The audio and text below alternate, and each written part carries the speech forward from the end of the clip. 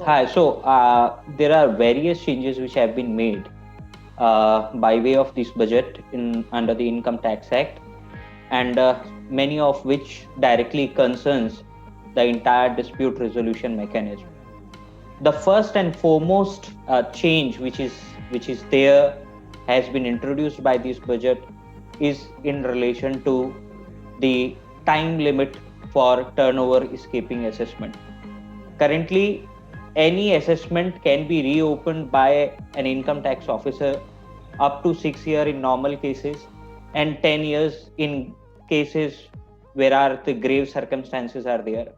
Now these provisions have been relaxed, and now the authorities will have only 3 years from the date of the assessment to do the reopening of the assessment. So 6 years have been brought down to 3 years. That is number one. And secondly, what is important to note is that even 10 years time limit would also be applicable only in those cases which are selected, identified with a specified mechanism which would be prescribed.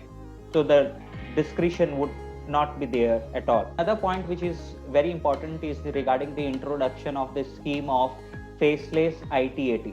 We know that we already have faceless assessment, wherein there is no interaction of the assessee and the officer. Under the new scheme, what the government has proposed, a nationalized center for the faceless ITAT would be set up, and that would mean the entire ITAT proceedings would be carried out through the e-platform. That means all the correspondences would be exchanged on the e-platform. Of course, the FM has assured that in those cases where there would be a need, personal hearing would be conducted through video conferencing. I feel this will certainly pave the way for the new era of digital dispute resolution. So it's an important step what the government has taken.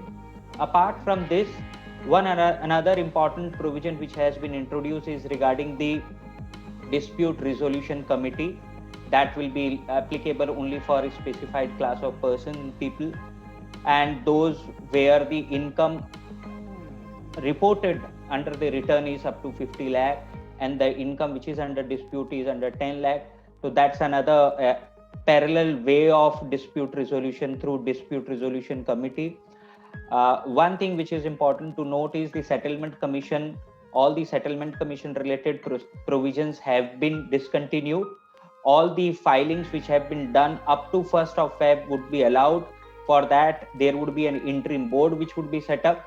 Otherwise, the settlement commission provisions and the advance ruling provisions, the way they are existing right now, will not be there in future in the books.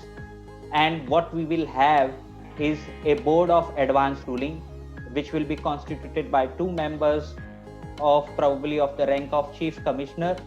And one clear thing which is there specified in the statute, that every order by such board of advance ruling would be an appealable order before jurisdictional high court.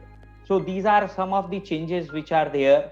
Very important one as far as the entire area of dispute resolution under the income tax is considered, and this certainly will impact and will have an effect on the entire proceedings and the litigations, the way companies and individuals are managing for them.